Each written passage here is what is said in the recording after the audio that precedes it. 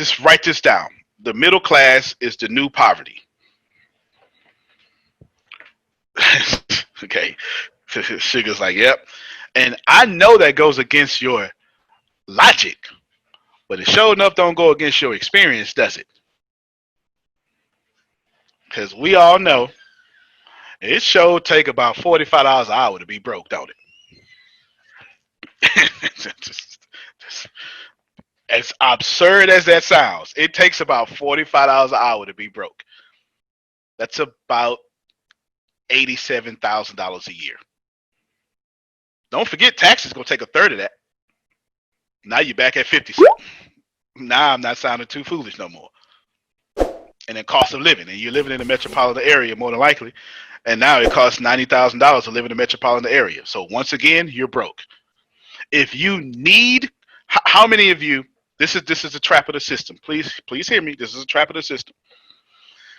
If you concentrate on your credit score, make sure that your credit is good, and leverage your credit in any type of way. My point is proven. You understand? Because you do not want to ever borrow money. Unless you take somebody else's money and then put it in the income producing asset. Right? And then now it's good. That's a whole different mindset. I'm not borrowing money at that point. I'm using someone else's money as my labor force and putting that labor into another labor force. And I'm letting two labor forces bring me wealth. That's what I'm doing. Okay. Go ahead, Carol, because I am. If level 10 awareness is the highest, we at like 15 right now, and I ain't even got started. Go ahead. I worked for these two older people. They were in their 80s, running a business. They got their credit up really high. They had 17 credit cards. They used those credit cards to buy property and all kinds of stuff with them, because they were able to get such a high amount in their credits. Smart. The only thing is they didn't pay those credit cards back. Also smart too, depending on how you play the game. Depending on how you play the game, because all they can do is come back for those credit cards. They can't come for those hard assets. You know, I wouldn't play that game. However, let's do the same thing she just said, but now let's be super ethical with it. They use their credit cards as business cards. And then they said, now customers, you pay off my credit cards. Now that's great. It's not a game I would play at 80. It's certainly a game I would play at 38, because I play it now. I'd play that game all the way till I was 70. Sure would. Because medicine will let you live to 90 anyway. Go ahead, Michelle. I'm sorry. I got distracted. You said you do not what? I was writing it down and I got distracted with my. It's all good. I believe I was talking about. I don't ever borrow money. Oh yes, that was it. You do not borrow money. Yes. Yeah, do not borrow money. Now I'm going to contradict myself, but I'm really not contradicting myself. If you borrow money, that's the trap. However, if you have a hard asset or some vehicle that's going to produce you a lot of money, then you take someone else's money and you put it into that vehicle. And if that vehicle pushes you back out a lot of money in your bank account, you're not borrowing money. You borrowed a labor force. You were basically the Europeans that borrowed this. Let me get real. This is the only reason the transatlantic slave trade existed.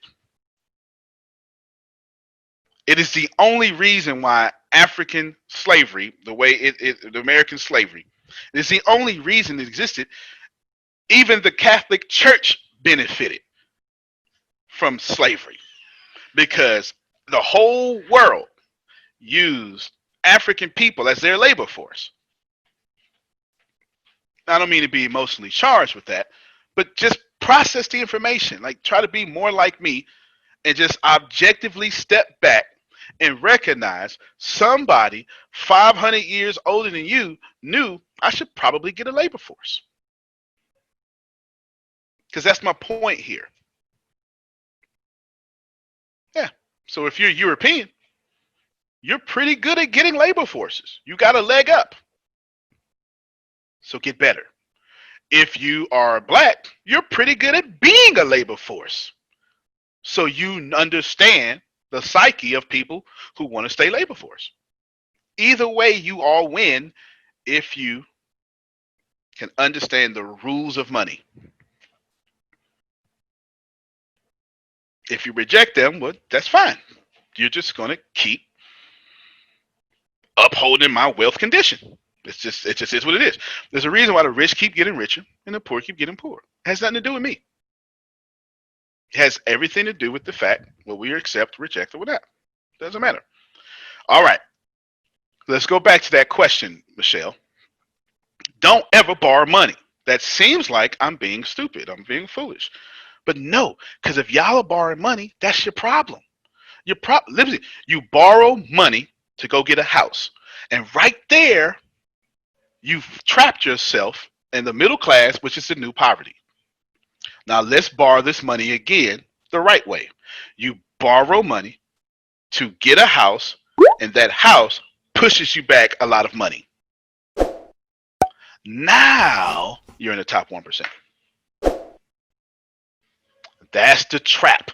And listen, y'all, it's so funny because we'll let Bank of America, your phone just rang, we'll let, or whatever bank you got, we'll let banks tell us to buy a house when they rent where they giving you the money at.